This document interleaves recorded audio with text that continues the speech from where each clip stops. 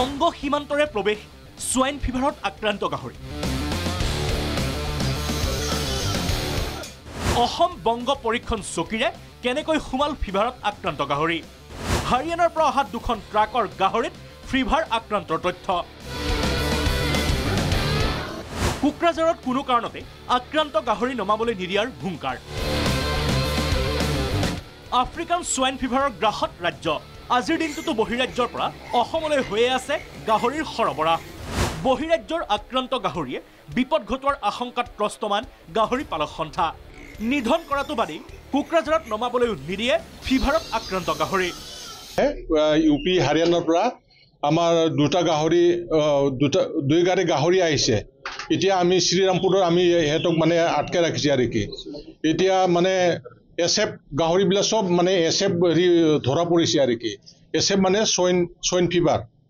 এইবিলাক ধৰা পৰিছে আৰু কি ইয়াৰ কাৰণে আমি এই গাড়ী দুটা মানে শুনা পাইছোঁ যে আমাৰ গাহৰিটো আমাৰ কোকৰাঝাৰ ডিষ্ট্ৰিক্টৰ আণ্ডাৰত বোলে হেতে কালিং কৰিব কালি বা পৰহি কালিং কৰিব আৰু কি ইয়াৰ কাৰণে আমি এইটো অভিযোগ কৰিছোঁ যে আমি আমাৰ ইয়াত মানে কালিংটো কৰিব নোৱাৰে যাতে হেতে কোট কৰি ইফালে পশ্চিম বেংগল নহলে বিহাৰ এই জায়গাত হেতে যদি কালিংটো কৰিলে আমাৰ ভাল হ'ব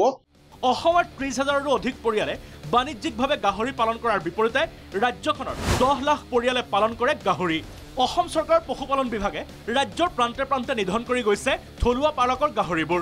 যাৰ পৰিপ্ৰেক্ষিতত সোয়াইন ফিভাৰৰ বাবে কঁকাল ভাগিছে ৰাজ্যৰ গাহৰি পালকৰ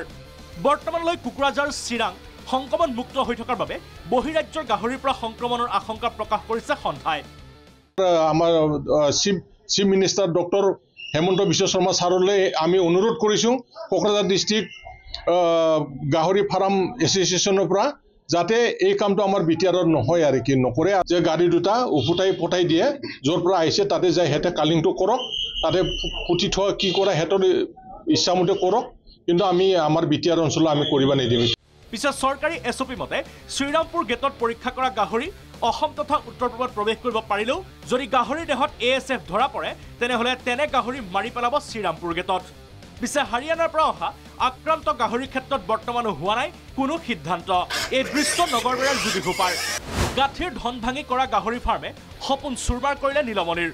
টোল ফ্ৰী নম্বৰত যোগাযোগ কৰিও সুফল নোপোৱাৰ উঠিছে অভিযোগ নীলমণি বৈশ্য পিগ ফাৰ্মৰ ৬০টা গাহৰিৰ অধিক সংখ্যকৰে মৃত্যু ঘটাত মূৰত যেন সৰগ ভাগি পৰিছে সংক্ৰমণৰ ফলত মোৰ গোটেই গাহৰি মৃত্যু হ'ল ইয়াৰ ফলত মোৰ প্ৰায় ৬-৭ লাখ টকাৰ ক্ষতি হৈছে এতিয়া মই উপান্ত হৈ পৰিছোঁ কাৰণ বহুতৰ পৰা ঋণ লৈ এই ফাৰ্মখন মই বহুত কষ্ট কৰি মোৰ পৰিয়ালৰ সৈতে একলগ হৈ এই ফাৰ্মখন খুলিছিলোঁ মই বহুতবাৰ যোগাযোগ কৰিছিলোঁ চৰকাৰৰ যি পশু স্বাস্থ্য কেন্দ্ৰৰ যি টোল ফ্ৰী নাম্বাৰ আছিলে তাত যোগাযোগ কৰিছিলোঁ কিন্তু একো সুফল নাপালোঁ কাৰণ আজিলৈকে এই এএছএফৰ কোনো ভেকচিন ওলোৱা নাই যাৰ ফলতে হয়তো এনেকৈ গোটেই গাহৰি মৃত্যু হ'ল প্ৰশ্ন উঠিছে আকস্মিক দুৰ্যোগৰে মোকাবিলা কৰিব পৰাকৈ চৰকাৰৰ হাতত নাই নেকি কোনো পৰ্যাপ্ত ব্যৱস্থা গাহৰি পালক সন্থাই ভিয়েটনামৰ পৰা ভেকচিন অহা প্ৰসংগত চৰকাৰৰে হোৱা আলোচনাক কিমান গুৰুত্ব সহকাৰে লয় সেয়া বৰ্তমান সময়ত বিচাৰ্যৰ বিষয় হৈ পৰিছে